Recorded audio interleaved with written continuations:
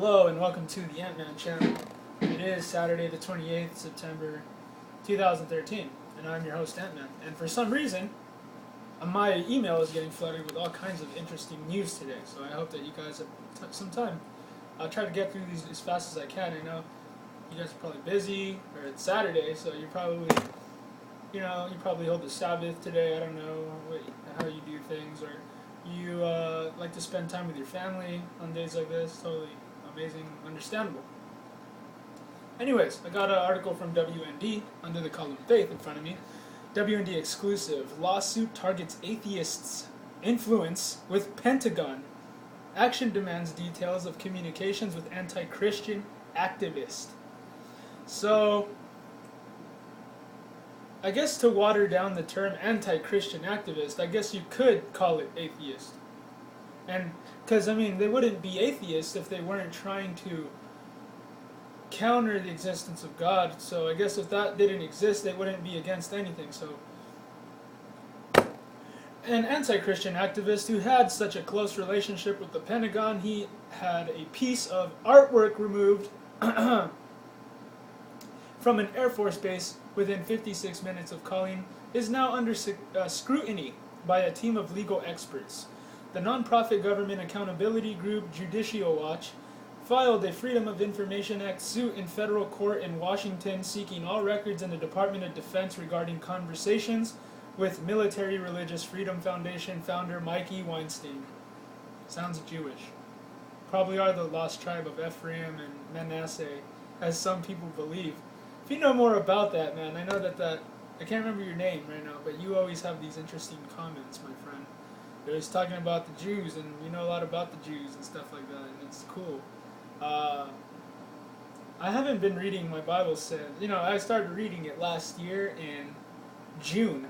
So, from never reading it, but thinking I was a Christian since I was 7 years old, to reading it now and understanding what it is now, it really hasn't been relatively that long of a time that I've been a Christian, but I would say that my walk is still very young. I'm still very young, and but sometimes, I'll be informed about certain things. But anyways, Weinstein is well known for comparing evangelical Christians to Al-Qaeda, and demanding the court's martial of Christian chaplains. Let's see. Further, he recently convinced the Air Force to remove a copy of a famous essay from a chaplain's section of the website for Joint Base Elmendorf-Richardson. It was a copy of the famed World War II essay, "No Atheists in Foxholes." Chaplains gave all in World War II. So that's the title. "No Atheists in Foxholes. Chaplains gave all in World War II." He did, however, taste defeat shortly later when the military reposted the essay, determining it was within a chaplain's right to express his faith. Yeah, why not? Weinstein forced the removal of an inspirational piece of artwork at Idaho's Mountain Home Air Force Base, but yet we will pay money with our tax dollars to put these fake, things of proof of evolution in our museums. But we'll, you know what I mean? Let's just, everything that's noble, everything that's true, everything that is good, let's just ignore it and be like this atheist and just absolutely hate it. And then we could take things like evolution, which is something that is followed by blind faith and has never, ever contributed to the science world. And we can fund it with our own money without any evidence of it actually existing or being true, and pushing something that brings the motivation to kill people into everybody. So, hey. Weinstein forced the removal of an inspirational piece of artwork from Idaho's Mountain Home Air Force Base. Chris Rada of Weinstein's organization, MRFF, reported Mikey immediately called the Pentagon because, he can do that, to the obvious consternation of the folks at Breitbart.com, certain members of Congress and other modern-day Christian crusaders. 56 minutes after his call to the Pentagon, the image of the crusader was its odious melding of the Crusader flag with the American flag, had been removed from the dining hall. Judicial Watch President Tom Fitton says the American public needs to know just what is going on between the Department of Defense and Weinstein. The American people deserve to know the full truth about just how close the relationship is between anti-Christian activist Mikey Weinstein and the Obama Department of Defense, he said. There is increasing intolerance for the First Amendment rights of traditional Christians in today's military. If you don't know about that, I think I have some kind of video on that.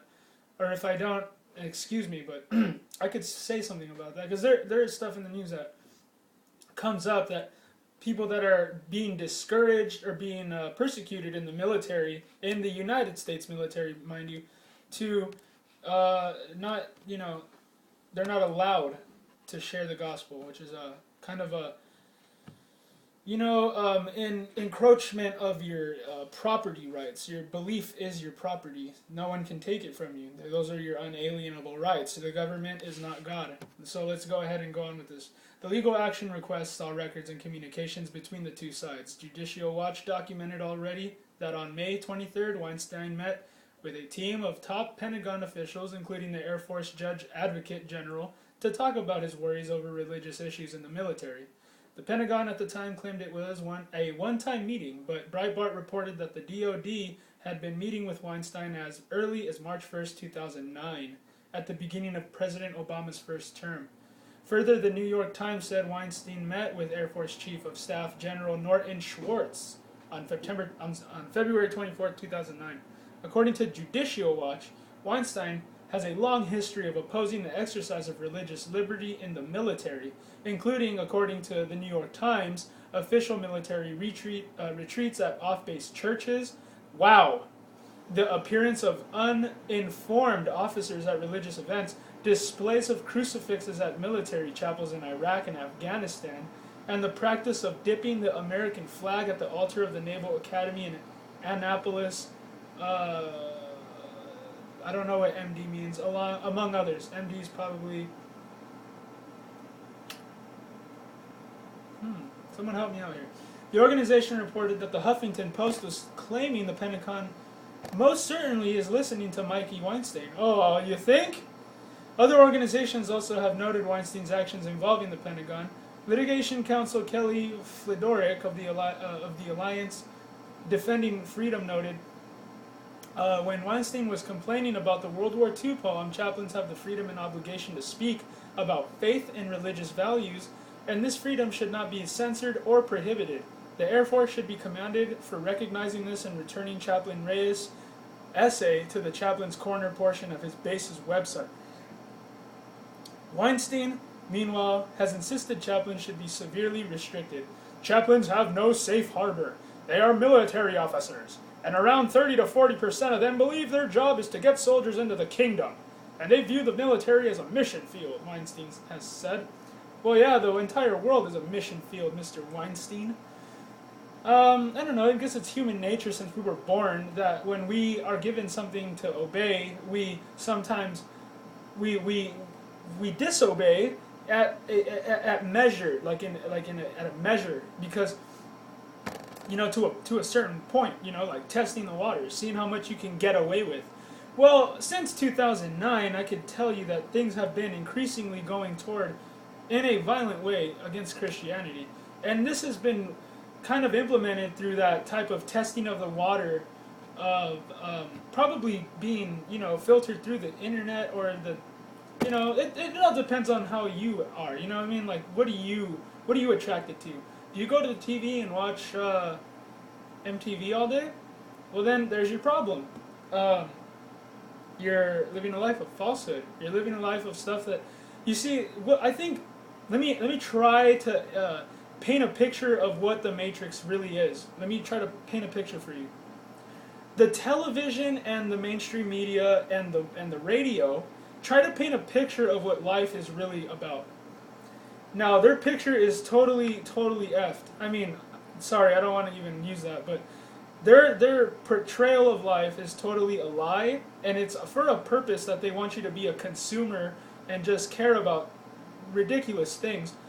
It's so that they get your values down. They get your mind off the prize. They get your they get your spirit down, man. They don't want you to be focused on spiritual things or deep things or things of theology and you know geology and biology and anthropology and all sorts of different things because you know the world tries to tell you that hey, we try to get away from all that by going to be entertained all day by movies, by going to spend money or whatever it is.